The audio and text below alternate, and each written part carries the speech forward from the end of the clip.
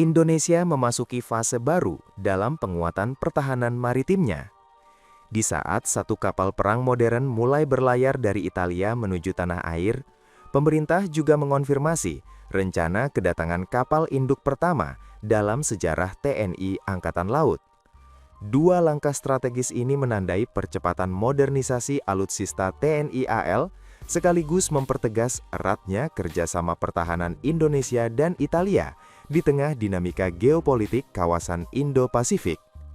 Pemerintah melalui Kementerian Pertahanan, Kemhan, mengonfirmasi rencana akuisisi kapal induk ex-Italia, ITS Giuseppe Garibaldi 551, yang akan menjadi kapal induk pertama dalam sejarah TNI Angkatan Laut, TNI AL. Kapal buatan galangan ternama Italia, Fincantieri itu, direncanakan tiba di Indonesia sebelum peringatan HUT TNI pada 5 Oktober 2026. Meski berstatus hibah dari pemerintah Italia, Indonesia tetap menyiapkan anggaran khusus untuk proses penyesuaian teknologi atau retrofit agar kapal tersebut sesuai dengan kebutuhan operasional TNI AL. Di balik rencana kedatangannya, kapal ini menyimpan sejarah unik. Meski memiliki dek penerbangan dan mampu mengoperasikan pesawat tempur, Angkatan Laut Italia justru mengklasifikasikannya sebagai cruiser atau kapal penjelajah. Kepala Biro Hubungan Masyarakat dan Informasi Pertahanan, Karo Humas Infohan, Setjen Kemhan, Brigjen TNI Rico Ricardo Sirait, menegaskan bahwa kapal tersebut merupakan hibah dari pemerintah Italia. Namun, hibah tidak berarti tanpa biaya. Proses negosiasi dan administrasi antara Kemhan RI, Angkatan Laut Italia, dan Fincantieri saat ini masih berlangsung.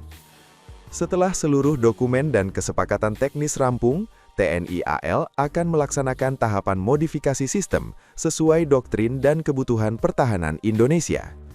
Kepala Staf TNI Angkatan Laut, Kasal, Laksamana TNI Muhammad Ali, menyatakan pihaknya optimis kapal tersebut dapat tiba sebelum HUT TNI 2026. Salah satu aspek paling menarik dari kapal ini adalah klasifikasinya. Secara resmi, Angkatan Laut Italia, Marina Militare, menyebutnya Incrociatore Porta Aeromobili atau penjelajah pengangkut pesawat, bukan kapal induk murni.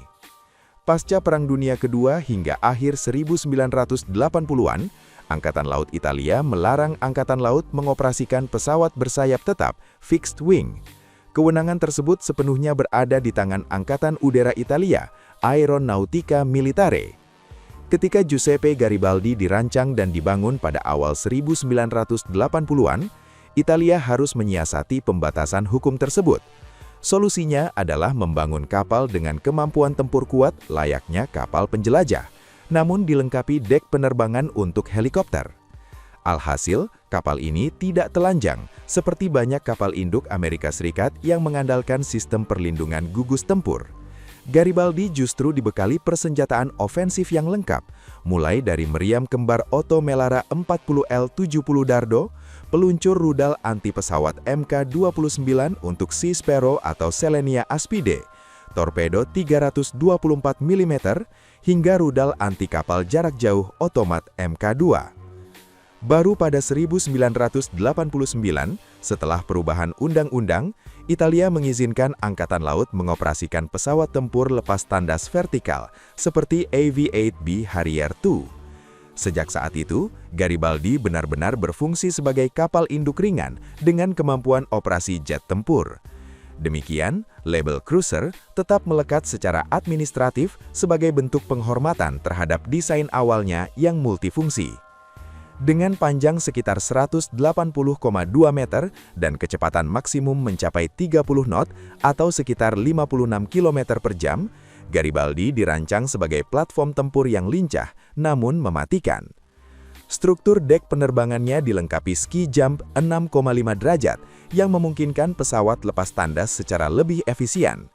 Dalam masa pengabdiannya sejak 1985, kapal ini menjadi flagship atau kapal markas utama Angkatan Laut Italia selama lebih dari 2 dekade.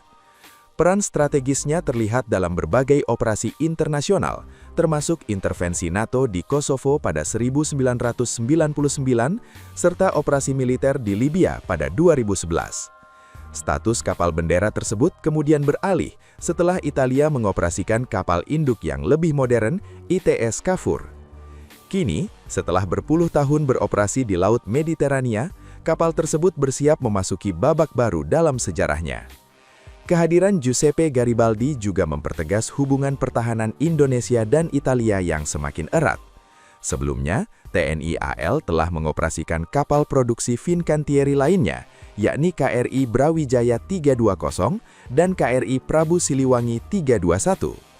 Masuknya kapal induk ini akan meningkatkan proyeksi kekuatan maritim Indonesia secara signifikan, terutama dalam hal komando dan kendali operasi gabungan laut-udara. Selain sebagai simbol prestis, kapal ini berpotensi menjadi pusat komando bergerak yang mampu mendukung operasi kemanusiaan, pengamanan jalur laut strategis, hingga operasi militer skala besar.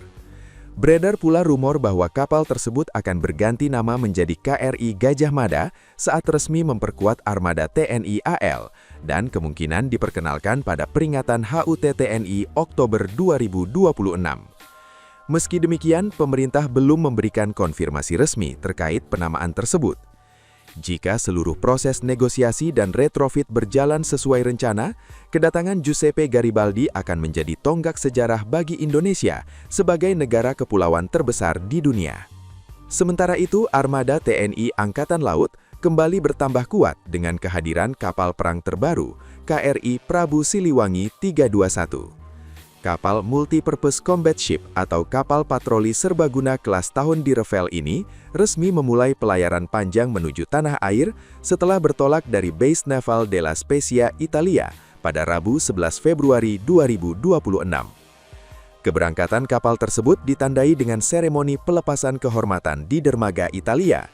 Acara ini dihadiri langsung oleh Duta Besar Luar Biasa dan Berkuasa Penuh RI ke Italia dan Vatikan, Profesor Dr. Junimart Girsang, serta Komandan Satuan Tagas Laksamana Pertama TNI Sumarji Bimo Aji. Seremoni ini menjadi simbol kuatnya kerjasama pertahanan Indonesia dan Italia. KRI Prabu Siliwangi 321 merupakan kapal kedua dari program akuisisi 2 unit kapal kelas sama yang dibangun oleh galangan kapal ternama Fincantieri di Muggiano, La Spezia, Italia.